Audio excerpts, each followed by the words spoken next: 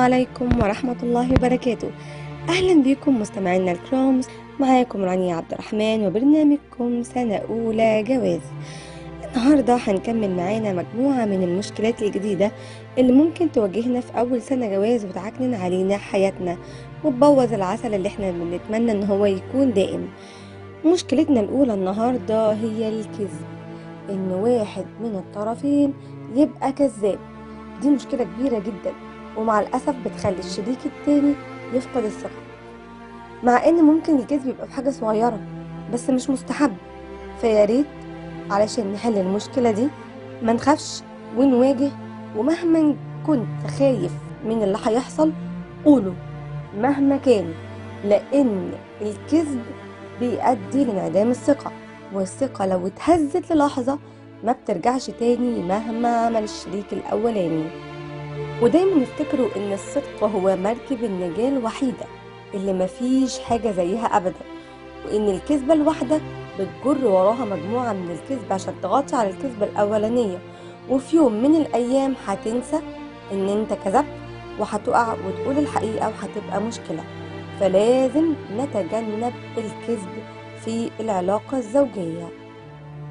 تاني حاجة ممكن تسبب مشاكل في سنة أولى جواز هي التكبر عن الاعتذار.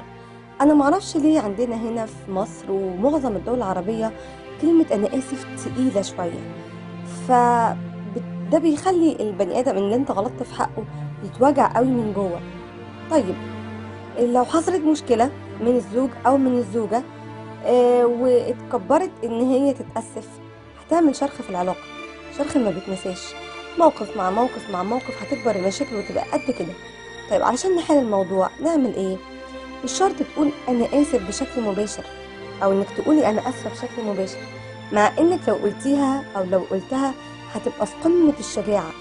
بس لو هي تقيلة على النفس، علينا ان احنا نعتذر باساليب تانية. ان احنا مثلا اتخانقنا دلوقتي وانا كنت غلطانة، فما اقعدش بقى اعمل في اوضه لوحدي وانعزل وهو ينعزل واتكبر ان انا اقول انا اسفه، او يتكبر اقول انا اسف. لا، تيجي في ساعتها تبتدي تداري الموقف، تتكلم عن حاجه او تتكلمي عن حاجه، تضحكي تهزري، تعملي حاجه تشربوها انتوا الاتنين، او انك تقدمي مثلا ورده او تجيبي له هديه او تجيب لها هديه تاني يوم. وما تتكلموش عن الموضوع، مش هقول مثلا تتكلموا او كده، او لو اتكلمتوا الله والله انا كنت متعصب معلش بتاع كده يعني، وهي نفس الحكايه، علشان تزيلوا الحواجز اللي ممكن تحصل نتيجه للتكبر عن الاعتذار.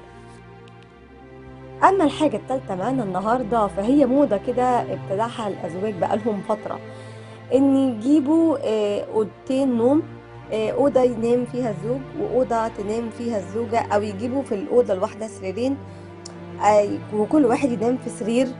مش عارفه يعني هم بيقلدوا الاجانب تقريبا في حاجه زي كده او ايه، او معرفش واخدين الفكره البعيده عن الذكاء تماما دي من ايه.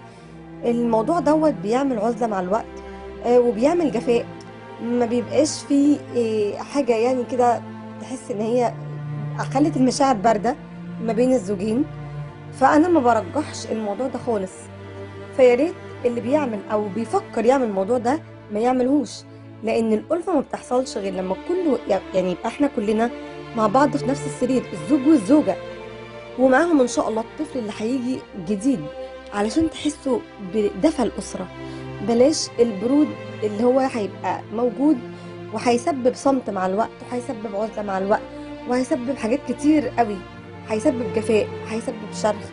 فياريت يبقى الفكرة دي انتوا تكسروها تماما. مفيش حاجة ان الزوج ينام، اسمها ان الزوج ينام في سرير والزوجة تنام في سرير، الكلام دوت مرفوض تماما، علشان يبقى فيه دفء أسري.